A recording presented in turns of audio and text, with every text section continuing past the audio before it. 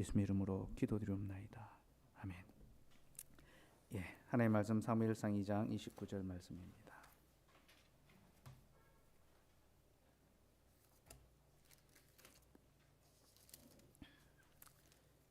사무엘상 2장 29절 말씀. 우리 같이 한번 읽을까요? 시작.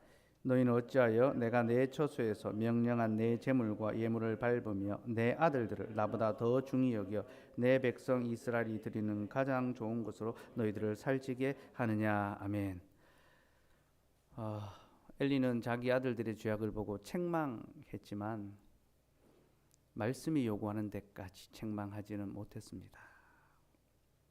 그래서 그 아들을 죄에서 건지지 못했고 그들을 죽음에서 구원하지 못했죠. 그죠?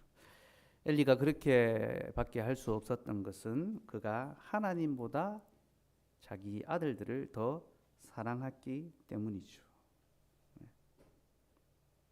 너희는 어찌하여 내가 내 처소에서 명령한 내 제물과 예물을 밟으며, 곧 하나님을 가장 사랑함으로 예배해야 그 제물과 예물이 하나님께서 받으시는 것이 되는데, 하나님보다 더 사랑하는 것이 있는 채로 예배하면 우리 스스로가 그 제사, 그 예배와 제물을 짓밟는 자가 되는 겁니다.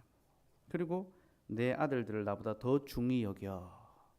하나님보다 자기 아들들을 더 사랑했다라는 거죠. 여기서 더 중히 여겼다라는 것은 무겁게 여겼다는 것입니다. 헤비하게 여긴 거죠. 엘리는 하나님 앞에 살아갔지만 그는 하나님보다 자기 아들을 더 중히 여겼습니다. 더 무겁게 여겼습니다. 이 말은 곧 그가 하나님은 가볍게 여기고 자기의 삶은 무겁게 여겼다라는 것입니다. 여러분, 우리는 하나님의 영광, 하나님의 구원이라는 말이 무거움이라는 단어에서 왔다는 것을 알아야 합니다. 하나님의 영광은요, 무겁다라는 그런 단어입니다. 가베드라는 말에서 왔는데요. 그러니까 하나님께 영광을 돌린다라는 것, 하나님을 예배한다는 것이 무엇입니까? 하나님을 가장 무겁게 여기는 거죠. 내 인생의 그 어떤 것보다도 나의 가정, 나의 자녀, 나의 배우자, 내 삶의 어떤 지금 하는 일들, 심지어 내 목숨보다도 하나님을 더욱 무겁게 여기는 것, 그것이 하나님께 영광을 돌려드리는 것입니다. 그러니까 하나님은 절대적 무게를 가지고 계십니다. 그 무엇도 하나님의 무게와 비할 수가 없는 거죠. 그러니까 하나님의 무게에 비하면요, 다른 모든 것은 가벼운 것이 되어야 됩니다. 그래야지만 그 모든 관계, 그 모든 삶은 바른 질서 가운데 영이 될 수가 있는 거죠. 엘리는 하나님은 가벼이 여기고 자기 아들들은 무겁게 여겼습니다. 이는 곧 그의 죄가 무거워지고 있다. 죄가 커진다라는 것이 무엇입니까? 하나님보다 더 무겁게 여기는 것이 생기는 것. 그것이 우리의 죄가 자라간다라는 거죠. 엘리는 자기 아들들 더 사랑했고 하나님과의 어떤 친밀함보다도 자기 아들과의 친밀함을 더 중요하게 여겼죠. 그 인간적인 친밀함, 복음의 친밀함이 아니라 인간적인 친밀함을 더 중요하게 생각했습니다. 그리고 여러분, 그런 인간적인 친밀함은요, 결코 죄를 막아내지 못하고 죄를 방치할 따름이다, 죄를 방조할 따름이다라는 것을 우리가 이 장면에서 보게 됩니다. 그러니까 너무 친해서, 너무 친밀함이 있어, 너무 사랑하니까 죄를 막지 못하는 겁니다. 죄에 대해서 강하게 질책하지 못하는 거죠. 여러분, 우리는 친소관계 친밀함을 이루어 가야 합니다. 성도의 교제는 친밀한 가운데 이루어져야 되죠. 그런데 그 친밀함이 인간적인 친밀함에 기초한다면 그냥 같이 밥 먹고 같이 이야기하고 같이 축구하고 같이 차 마시고 같이 여행 가고 이런 인간적인 친밀함에 기초해 있다면요, 그 친밀함은 절대로 죄를 막을 수 없습니다. 그냥 친하니까 더 허용하는 거죠. 그죠? 우리가 남녀간에 교제를 하고 연애를 하다 보면 점점점 친해지잖아요. 그죠? 그럼 어떻게 됩니까? 서로에게 점점 더 쉽게 허용하게 됩니다. 그죠? 그 인간적 친밀함이 깊어지다 보니까 어떤 기준과 질서들이 점점점 약해져 가게 됩니다. 그죠? 제가 여러분들을 뭐 금욕주의적으로 살라고 말씀드린 거 아닙니다. 우리는 하나님 안에서 기쁨의 교제, 사랑의 교제를 나누어야 됩니다. 그러나 하나님 앞에서의 질서를 더 중요하게 생각하고 복음적 친교함이 더 깊어져야 되는 거죠. 남녀간의 연애 역시 복음적 교제로 하나님을 더 귀히 여기며 하나님과 더 가까워지는 그런 만남을 이루어가야 그 만남이 죄를 이길 수 있는, 죄를 막을 수 있는 그런 관계가 될 수 있다라는 겁니다. 여러분, 인간적인 친밀함은 절대로 죄를 막아내지 못합니다. 우리는 이 교훈을요, 첫 번째 범죄에서 발견합니다. 아담이 하와를 얻고 난 다음에 얼마나 그가 친밀함을 드러냈습니까? 이는 내 뼈 중에 뼈요 살 중에 살이다. 최고의 친밀함을 드러냈죠. 아담은 하와를 깊이 사랑했습니다. 그리고 너무 사랑하다 보니까 하와를 죄에서 건지지 못했습니다. 하나님이 먹지 말라고 금하신 선악과를 따먹었을 때 아담은 책망하고 책벌했어야 됩니다. 왜 하나님이 하지 말라고 했을 네가 했느냐라고 책망했어야 되죠. 근데 아담의 인간적인 친밀함으로, 인간적인 사랑으로 하와를 사랑하니까, 자기 아내를 사랑하니까 그 죄에 동참했죠. 그 죄를 범하는 것을 방치하고. 여러분, 그 하와가 선악과 따먹을 때 아담이 옆에 있었다라고 제가 말씀드렸죠. 그렇죠? 같은 자리에 있었습니다. 떨어져 있지 않았습니다. 자기 아내가 그 손을 들어서 그것을 따먹는 그것을 그대로 지켜보고 먹으라고 할 때에 받아 먹죠. 그렇죠? 여러분, 인간적인 친밀함에 기초한 관계는요, 절대로 죄를 막을 수 없고 도리어 죄에 동참할 수밖에 없습니다. 우리는 그 사실을 명심해야 됩니다. 그런데 여러분, 그렇게 인간적인 친밀함 때문에 죄를 방치하고 죄에 동참하게 되면요, 친하니까 이야기를 못해서 허용하고 그렇게 받아줬습니다. 그러면 그 친밀함이 계속 유지될까요? 아닙니다, 여러분. 놀라운 것은요, 친밀함이 죄를 가로막지 못하는데 그 죄가 친밀함 안에 들어오면요, 친밀함이 끼어집니다. 아담과 하와가 범죄하고 난 다음에 어떤 일이 벌어집니까? 서로의 관계가 끼어졌습니다. 서로 비난하고 원망하게 됐죠. 그렇죠? 내가 이거 말하면 이 친밀함 관계가 서먹서먹해질 것 같은데 이제 이렇게 하면 우리 교제 못하고 이제 헤어져야 될 것 같은데 그 헤어지시면 됩니다, 여러분. 결혼한 관계 말하는 게 아니라 연애할 때 그 인간적 친밀함에 기초하면요, 그런 어떤 긴장과 불안, 두려움이 생기죠. 그래서 말을 하지 못하고 도리어 허용을 합니다. 그러면 그 관계가 계속 아름답게 지속되느냐? 그렇지 않습니다. 죄가 사람에게 들어오면요, 관계가 깨어지고 비틀어지고 단절됩니다. 그게 죄의 속성입니다. 우리는 친밀함의 관계를 깨뜨리지 않으려고 죄를 방조하는데 그 죄를 내버려 두면 오히려 친밀함이 깨어지고 맙니다. 이런 것은 거짓 친밀함이죠. 위선적인 친밀함입니다. 친밀한 것 같으나 실은 친하지 않은 것입니다. 여러분, 진정한 친밀함이 뭔지 압니까? 죄를 책망할 수 있는 것입니다. 그게 진짜 친밀합니다. 여러분들이 누구와 친하다, 내가 진짜 이 사람과 친하다라고 생각하려면요, 그 사람이 잘못된 것을 봤을 때 그것에 대해서 말할 수 있어야, 그래야 진짜 친한 겁니다. 그게 복음적 친밀함입니다. 우리가 복음 안에서 관계고 교제하면요, 그것에 대해서 책망할 수 있어야 됩니다. 죄에 대해서. 제가 예전에 청년사회 갈 때 우리 청년들에게 했던 말 중에, 내가 무언가에 대해서 책망하기 시작하면 내가 여러분과 친한 줄로 알라. 그렇게 수차례 이야기했었습니다.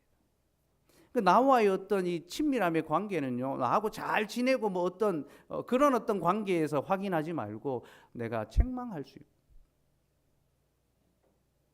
그릇된 것에 대해서 바로 잡을 수 있을 때, 내가 목사님하고 친하구나, 그렇게 알아야 된다라고 그렇게 말씀드린 적이 있습니다. 요즘은요, 그 기준을 적용하면 다 안 친한 것 같아요. 제가 여러분하고 너무 안 친해가지고 다시 좀 친해져야 되겠습니다. 제가 여러분들과 다시 좀 친해지도록 하겠습니다. 저를 밀어내지 마시고 그 복음적 친밀함이 잘 지켜질 수 있도록 서로 친교할 수 있으면 좋겠습니다. 복음적 친밀함이 죄를 책망한다라는 것 기억하시고요. 그러면 이 책망을 어떻게 해야 되는가? 이 책망한다라고 책망에 대한 어떤 거부감이 있는 거, 책망을 너무 무섭게 생각하고 책망은 이 사랑이 없는 것이다라고 그렇게 이제 생각할 수 있거든요. 그렇지 않습니다. 책망은 사랑이 기초해야 되고, 그리고 책망의 자세는 항상 사랑을 중심으로 해야 합니다. 왜냐하면 책망하는 이유가 그를 사랑하기 때문이에요. 여러분, 교회가 죄를 책망하는 이유는요, 세 가지 이유입니다. 첫째, 죄가 공동체 안으로 들어오는 것을 막기 위해서. 죄가 교회 안으로 혹은 개인의 그 삶 안으로 들어오지 못하도록 막으려고 책망하는 겁니다. 그렇게 하지 말라라고 이야기하는 거죠. 그죠? 교회는 죄가 공동체 안으로 그리고 개인의 삶 안으로 들어오도록 허용해서는 안 됩니다. 둘째로, 죄에 대한 두려움과 경각심을 갖게 하기 위해서. 책망과 책벌이 있으면 죄는 무서운 것이구나, 이것이 죄구나 깨달을 수가 있죠. 그죠? 경각심을 갖게 됩니다. 셋째는 범죄한 자를 돌이켜서 다시 형제로 막기 위해서. 쫓아내기 위해서가 아니라 다시 형제로 막기 위해서 책망하는 거예요. 한국 교회는 별로 죄를 책망하지 않죠. 근데 죄는 책망 안 하면서 어떻게 합니까? 수근수근 됩니다. 그죠? 저 사람 저런 죄를 지었어요. 낙인. 그게 더 비인간적이고 그게 더 사랑 없는 것입니다. 그죠? 그 허물에 대해서, 그 죄에 대해서 아무 말은 안 하고 막 사랑으로 덮어야지. 그러면서 마음속으로는 다 이제 손가락질하고 있는 거예요. 저 사람 그때 그 잘못했는데. 여러분, 이게 더 사랑하지 않는 거죠. 교회의 책망은요, 그를 다시 형제로 받기 위해서입니다. 죄를 책망하고 그가 돌이킬 때에 그를 다시 형제로 받습니다. 그래서 보라, 이전 것은 지나갔으니 새 것이 되었도다. 여러분, 이 새 것이 되었다라는 것은 우리의 모든 관계 안에서 적용되는 것입니다. 남편과 아내 매일같이 새 관계 안에 들어가는 겁니다. 부모 자식 관계. 우리는 그리스도 안에서 날마다 죽고 날마다 살잖아요. 그죠? 그러니까 우리의 관계가 날마다 새로워지는 거예요. 어제는 막 싸우고 감정이 부딪히고 하지만 오늘은 다시 그리스도 안에서 새롭게 알아가는 거죠. 이전의 삶을 기억하지 않냐고. 이전의 어떤 허물과 잘못을 잊어버리고. 그러니까 여러분, 혹시 부부간에 다툼이 있어도요, 그 다음날 되면요, 언제 그랬냐는 듯이 새롭게 밤을 넘기면 안 되니까 또 저녁 되면 이제 다시 이제 화해하고. 그러나 밤이 돼도 용서가 안 되는 그런 때가 있을 수 있어요. 그 다음날 아침이 밝으면 보라, 이전 것은 지나갔으니 새 것이 되었도다.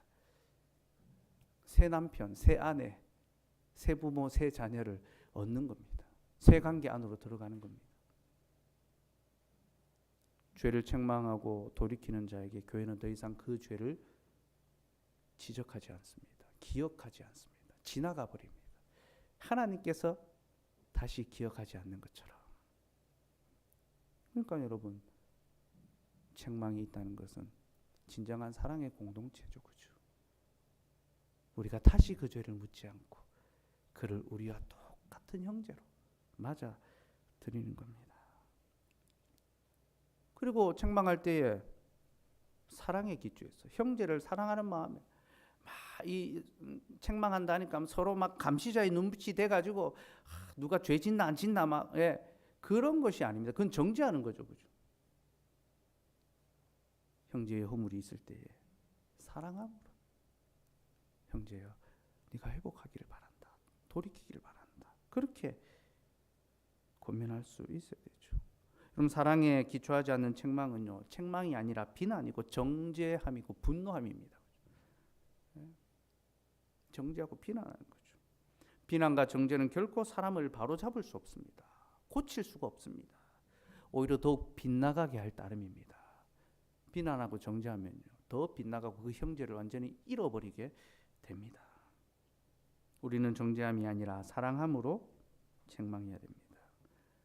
칼빈은요, 기독교 강요에서 권징에 대해서 말하면서 이렇게 말합니다. 권징할 때는 온유한 태도를 견지해야 하며 교회는 타락한 사람을 온유하게 대하고 지나치게 엄격한 벌을 주어서는 안 된다. 교회는요, 이 사회 법정 같은 그런 곳이 아닙니다. 교회는 병원입니다. 진단하고 처방하고 고치고 회복하는 건데요. 여러분 병원에서도 때로 칼을 대고 그죠? 잘라내기도 하잖아요. 그 아픔과 고통이 있잖아요. 그죠? 그러나 그것을 통해서 회복시키잖아요. 그죠? 그래서 교회는 세상 법정보다 훨씬 더 탁월한 것입니다. 더 뛰어난 것입니다. 세상 법정은 죄에 대한 벌을 줄 따름이지만 교회는요, 벌을 주고 교정하고 회복합니다. 그렇죠? 그러면서 칼빈은 사랑의 마음에서 흘러나오는 태도로 그들이 돌아오기를 소망하며 기도해야 한다. 그들이 돌아올 수 있도록 기도하면서 책망하고, 또 심지어 출교라는 것도 내어 쫓기 위함이 아니라 다시 받아들이기 위해서 해야 된다. 다시 받아들이려고 그렇게 하는 것. 그래서 내어 쫓을 때 그 즉시로 그가 다시 돌아오기를 기도해야 된다. 그리고 우리가 하나님의 그 심판대 자리에 서서 그들을 영원히 저주해서는 안 된다라고 그렇게 말합니다. 하나님께서 은혜를 베푸셔서 다시 돌아올 수 있도록 기도하고 기다려야 된다. 바울 사도는 디모데후서 2장 24절 26절에서 책망하는 교회의 책망의 자세에 대해서 세 가지를 이야기합니다. 첫째는 온유함과 겸손함으로 하라. 부드럽게 온유함으로, 겸손함으로. 내가 더 뛰어나기 때문에 책망하는 게 아닙니다, 여러분.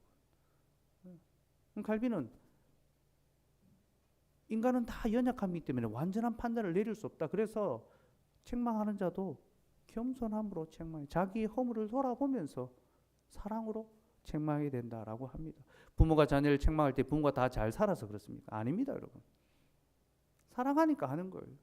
자신이 잘 못했더라도 사랑하니까 바르게 하기를 바라는 마음이 사는 겁니다. 근데 거기서 엄마는 그렇게 했냐, 아빠는 그렇게 했냐, 그러면 이제 관계가 바르게 될 수 없겠죠. 그죠? 하나님 우리에게 부모를 그런 역할로 주지 않았습니다. 부모는 완벽한 자가 아닙니다. 부모는 연약함이 있습니다. 그럼에도 부모는 자녀를 사랑하기 때문에 자녀가 바르게 자라기를 권면하고 책망하고, 자녀는 우리 부모가 완벽해서 도덕적으로 흠결이 없어서 순종하는 것이 아니라 부모기 때문에 순종하는 거예요. 그렇죠? 교회 직분자가 다 완전할 수 있겠습니까? 아니죠. 그러나 사랑함으로써 겸손하게 권면할 때 그 권위에 순복하고 받아들일 수 있어야 되는 거죠. 둘째는 진리의 가르침과 교훈으로 해야 된다라고 합니다. 그 책망의 내용이 어떤 자기 감정, 어떤 자기 상황, 어떤 자기 어떤 인간적인 관계가 아니라 하나님의 말씀의 가르침과 교훈으로 해야 되는 거예요. 여러분, 교회의 교훈이라고 다 받아들이는 것은 아닙니다. 잘못된 가르침도 있을 수 있습니다, 여러분. 그런 잘못된 가르침에 따라가면 안 돼요. 그러나 바른 말씀의 교훈에 입각한 가르침과 지도는요, 반드시 따라야 됩니다. 직분자는 자기 감정의 기분에 따라서 그렇게 책망해서는 안 됩니다. 하나님의 말씀의 교훈을 따라서 말씀으로 권면하고 책망해야 되죠. 그리고 셋째로 오래 참음과 인내로서 하라고. 오래 참고 인내함으로. 부모가 자녀를 양육할 때에 가장 필요한 동물, 오래 참 인내죠. 그렇지 않으면 자녀를 키울 수가 없죠. 우리 사은 형제가 오랜만에 육아의 굴레에서 자유를 얻어서 영상으로 수요 기도하다가 이제 왔는데, 오래 참음과 인내 없이 양육할 수 있습니까? 그죠? 안 되잖아요. 그죠? 그러한 자세로 책망하고 권면하라라고 합니다.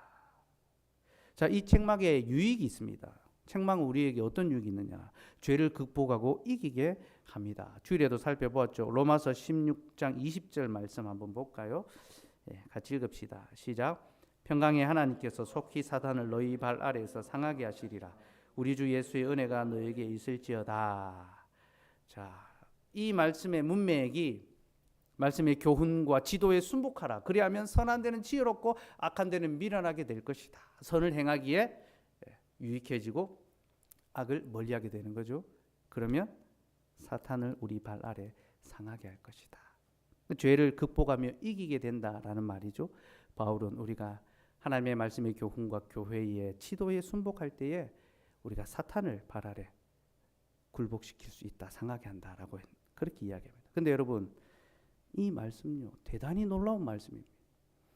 제가 주일 지나고 이 말씀을 다시 묵상하면서 와, 여기 엄청난 복음의 비밀이 담겨 있다는 것을 깨달았습니다. 주일에 제가 이 설교했었어야 되는데 그때 시간이 너무 없어가지고 여러분, 사탄을 너희 발 아래 상하게 한다. 이 말씀은요 창세기 3장 15절 말씀의 성취입니다. 창세기 3장 15절 찾아봅시다.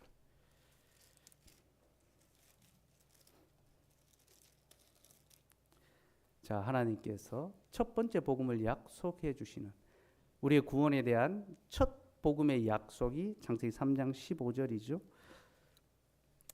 같이 읽읍시다. 시작. 내가 너로 여자와 원수가 되게 하고 내 후손도 여자의 후손과 원수가 되게 하리니 여자의 후손은 내 머리를 상하게 할 것이요 너는 그의 발꿈치를 상하게 할 것이니라 하시고, 자, 하나님께서 메시아를 여자의 후손 그리스도를 통하여 뱀의 머리를 깨뜨릴 것이다 하셨습니다. 그리고 그 뱀은 여자의 후손의 발꿈치를 상하게 할 것이다. 그리스도는 뱀의 머리, 사탄의 권세, 머리를 깨뜨리고 사탄은 그리스도의 발꿈치를 뭅니다. 그죠? 그리스도의 발꿈치, 그리스도의 몸을 무는 거죠. 그리스도의 몸이 뭡니까? 교회지 않습니까? 그죠? 사탄은 교회의 발꿈치를 뭅니다. 무엇을 통하여? 범죄하게 하고 죄에 넘어지게 함으로. 근데 사도 바울이 뭐라고 합니까? 복음의 교리에 순종하고 그 지도를 따르고 선을 행하면 너희가 사탄을 발 아래 상하게 할 것이다. 뱀이 우리의 발을 물러오지만 우리가 그 뱀을 밟아 이기게 된다라는 겁니다. 여러분, 정말로 놀라운 말씀 아닙니까? 사도 바울이 하는 이 말씀은요 우리를 향한 구원의 약속의 성취의 말씀입니다. 교회의 교훈과 지도를 잘 받고 우리가 선을 행하는 일에 힘쓰면요 우리의 발꿈치를 상하게 하는 그 사탄을 밟아 이기게 되는 거죠. 특별히 이 사도 바울의 말씀은요 예수 그리스도께서 사도들에게 하셨던 말씀의 성취입니다. 누가복음 10장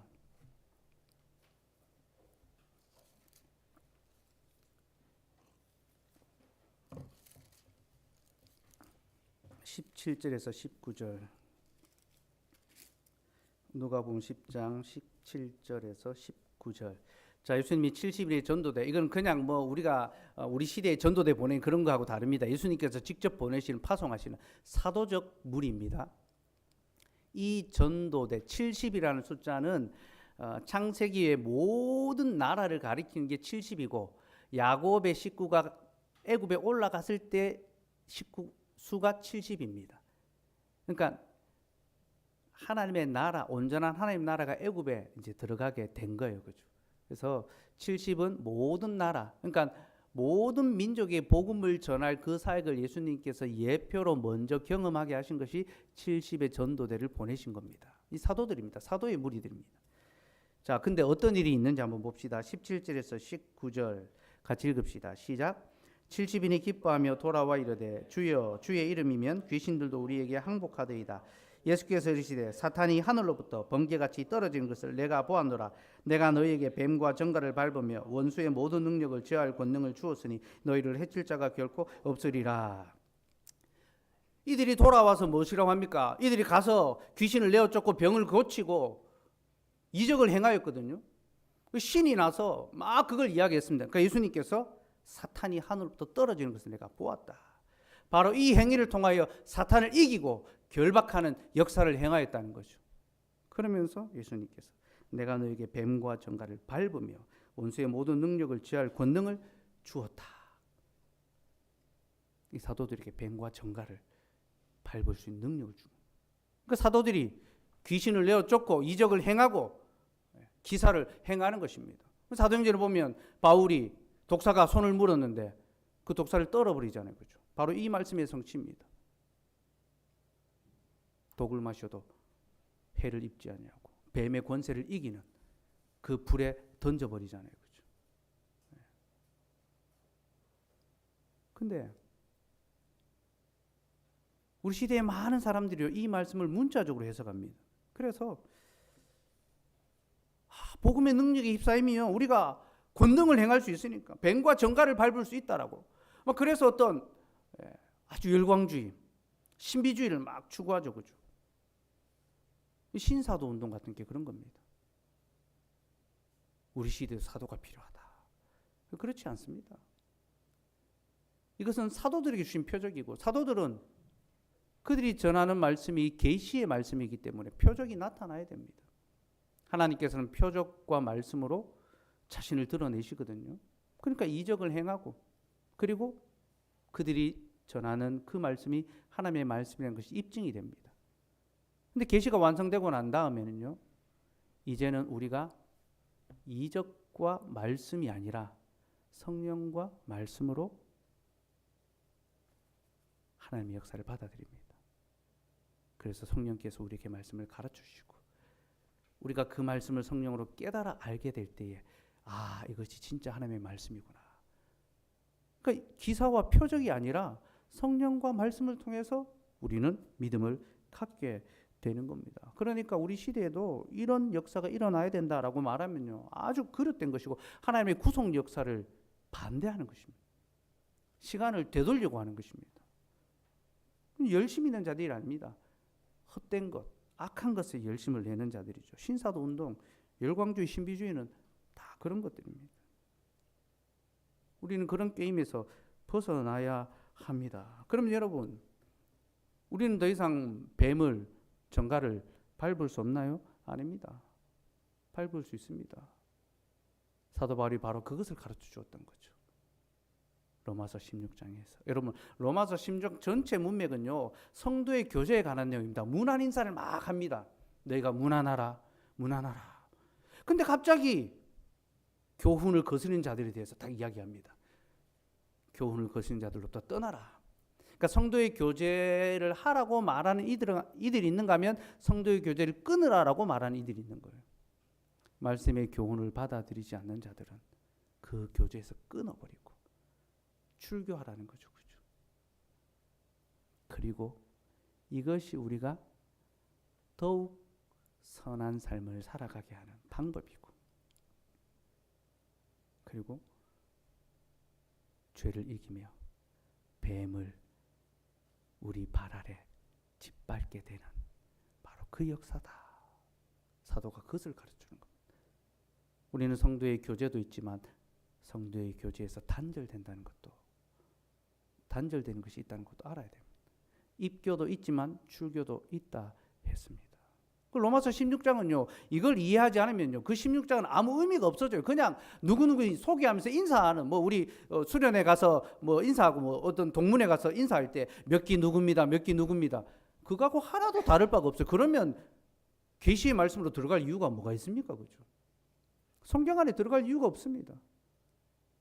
사도 바울은 로마서를 마치면서 참된 성도의 교제를 나누어야 되는 자들이 누구며 그 교제에서 분리해야 되는 자들이 누구인지를 가르치면서 이 교제의 어떤 원리를 바르게 행할 때에 우리가 또 교회가 죄를 이기며 뱀을 짓밟을 수 있다. 그렇게 말합니다. 그러니 여러분, 이제 교회 시대는요, 기사와 표적이 아니라 교훈과 건증을 통하여 사탄을 멸합니다. 교회는 바른 교훈을 전파함으로 하나님의 백성을 악한 뱀으로부터 지키고, 교회는 바른 교훈을 거스르는 자들을 징계함으로 뱀을 물리칩니다. 그래서 교회의 교훈과 권징은 뱀을 그 발 아래에 상하게 하는 권세입니다. 우리는 이것이 얼마나 큰 권세인지 알아야 합니다. 그리고 이 권세를 바르게 잘 사용할 수 있어야 되겠죠. 두 가지 방법으로 사용할 수 있습니다. 개인적인 방법과 교회적인 방법이죠. 먼저 우리는 성도 각자가 하나님의 말씀의 교훈을 받고 스스로를 판단하며 회개해야 됩니다. 하나님께서는 우리 마음속에 다 판단할 자들을 주셨습니다. 먼저 양심을 주셨고요. 그래서 무엇이 옳은 것인지 아닌지를 분별하게 하셨습니다. 그러나 양심으로는요, 온전할 수 없습니다. 그래서 양심보다 더 좋은 재판관을 우리 안에 주셨습니다. 성령 하나님입니다. 성령 하나님은 보혜사시죠. 여기서 보혜사는요, 카운셀러가 아니라 법관입니다. 변호인입니다. 성령 하나님께서 우리 속에서 하나님의 말씀으로 판단하게 하시고 책벌하게 하시고 회개하게 하십니다. 여러분, 말씀과 성령을 따라 자신을 살펴보십시오. 자신의 죄와 비참을 깨닫고 그 허물에서 떠날 수 있도록 회개하시고 힘써야 합니다. 그렇게 하면 그 사람은 뱀을 짓밟을 수 있는, 사탄을 그 발 아래에 상하게 하는 복음의 승리자가 될 것입니다. 죄의 유혹이 생길 때마다 여러분, 하나님께서 내 안에 어떤 권세를 주셨는지, 우리는 죄를 이기는 권세가, 사탄을 짓밟을 수 있는 권세가 있다는 것 기억하시고 죄를 물리치십시오. 둘째로, 교회적으로 개인이 이것을 바르게 실행하지 못할 때 그때 교회가 필요하죠. 그죠? 우리가 연약하기 때문에 교회가 있는 거예요. 교회는 그 죄를 책망하고 교정해야 하며 성도는 이것을 받아들이고 순종해야 합니다. 그게 책망의 방법이에요. 근데 이제 책망하는, 교회가 책망하는 이 방법의 구체적인 내용이 마태복음 18장에 나옵니다. 마태복음 18장 15절에서 18절 말씀까지. 예. 마태복음 18장 15절에서 18절. 마태복음 16장에서 교회 설립에 관한 말씀을 주시죠, 예수님께서. 그리고 난 다음에 교회의 권세와 교회의 사명에 대해서 쭉 이야기하십니다. 그 중에 하나입니다. 자, 15절에서 18절 같이 읽읍시다. 시작. 내 형제가 죄를 범하거든 가서 너와 그 사람과만 상대하여 권고하라. 만일 들으면 내가 내 형제를 얻은 것이요, 만일 듣지 아니하거든 한두 사람을 데리고 가서 두세 증인의 입으로 말마다 확증하게 하라. 만일 그들의 말도 듣지 않거든 교회의 말하고 교회의 말도 듣지 않거든 이방인과 세리와 같이 여기라. 진실로 너희에게 이르노니 무엇이든지 너희가 땅에서 매면 하늘에서도 매일 것이요, 무엇인지 땅에서 풀면 하늘에서도 풀리리라. 교회가 죄를 책망할 때 어떻게 해야 됩니까? 첫 번째는 상호 책선하는 겁니다. 서로 권면하는 거죠. 책선이라는 말은 바르고 어진 일을 하도록 서로 권하는 겁니다. 서로 선을 권하는 거죠. 여러분, 우리는 서로가 선을 가까이 하고 죄를 멀리 할 수 있도록 권해야 합니다. 이것이 교회의 지체가 있는 이유입니다. 우리가 서로에게 필요한 이유가 바로 여기에 있습니다. 책선하는 것, 선을 권하도록 합시다. 둘째는 교회에 알려야 합니다. 개인적인 권면을 듣지 않을 때 두세 사람이, 한두 사람은요, 이 증인입니다. 이 일에 가서 권면합니다. 그러면 들어야 되는데, 그럼에도 듣지 않으면 교회에 알려서 지도를 받게 해야 되죠. 그죠? 이 일을 교회에 알려야 됩니다. 이건 고발하는 것이 아닙니다. 누군가 물에 빠졌을 때에 여러분 알리지 않고 지나가면요, 그거는 이 살인 방조죄 아닙니까? 그죠? 어떤 사람이 교통사고를 당해서 다쳐 있는데 내가 바쁘니까 그냥 지나갔습니다. 여러분, 교회에 알리는 것을 좀 무슨 고발하는 것처럼, 간첩 신고하는 것처럼 그렇게 생각하지 마십시오. 죄 중에 있는 형제를 건지기 위해서, 도우기 위해서 119 신청 119 신고합니다. 112가 아닙니다, 여러분. 예. 교회에 알리는 것은 119입니다. 그의 영혼을 회복시켜 달라고. 근데 그렇게 이제 교회에 알릴 때 본인 스스로가 먼저 알릴 수 있도록 권하면 더 좋겠죠. 자진해서 목사님께 알려라. 교회에 의논하고 지도를 받으라. 그렇게 해야 되겠죠. 그러면 더 좋겠죠. 그렇죠. 그러나 그래도 듣지 않으면 교회 당에 알려야 되죠. 그렇죠. 그러면 책망과 회복의 시간을 갖게 됩니다. 당에는 교회는 죄를 살펴서 책망하고 그 후에 바로 잡습니다. 그 책망을 받아들이면 그는 용서함을 받을 것이고 그가 하나님 앞에 회개하면 그는 회복을 얻게 될 것입니다. 그러나 받아들이지 않고 거부하면 내어보내죠. 출교, 이방인과 세리와 같이 불신자와 같이 여기라라는 거죠. 그렇죠? 그러나 여러분, 이 출교는 다시 받기 위한 과정이라는 것을 명심합시다. 출교는 영원히 내어보내는 것이 아니라 그를 돌아오게 하기 위한 징계입니다. 그리고 돌아오는 자에게는 언제나 화해와 교제의 회복이 그를 기다리고 있습니다. 교회는 화해하고 다시 교제할 것을 준비하면서 기다리면서 내어보내는 거죠. 그래서 내어보낼 때부터 다시 받을 것을 기대하면서 기도하면서 기다려야 됩니다. 이것이 사랑 안에서 책망하고 그를 돌아보는 거죠. 그렇죠? 여러분, 죄를 책망하고 교훈하는 것은 참 어려운 일입니다. 그러나 하나님께서는 이 과정을 통해서만 우리에게 죄를 깨닫게 하시고 또 죄를 두렵게 하시고 죄를 이기게 하십니다. 그러니 책망과 교훈을 우리를 죄에서 건지시기 위한 하나님의 은혜의 선물로 받읍시다. 죄를 죄라고 말하고 잘못을 잘못이라고 말하면서 교정해주는 이가 있다면 그 지체를 진정한 지체로 받으시고 교회가 그것을 말할 때 이 교회가 나를 사랑하고 있구나. 하나님께서 이 교회를 통하여 나를 지키고 계시구나. 그걸 깨달으시기 바랍니다. 특별히 바른 교훈과 책망은요, 사탄을 그 발 아래 굴복시키는 권세입니다. 여러분, 바른 교훈과 책망을 하는 교회는 사탄을 이기는 교회며 그 지도를 받아들이는 성도는요, 죄를 이기는 승리의 성도입니다.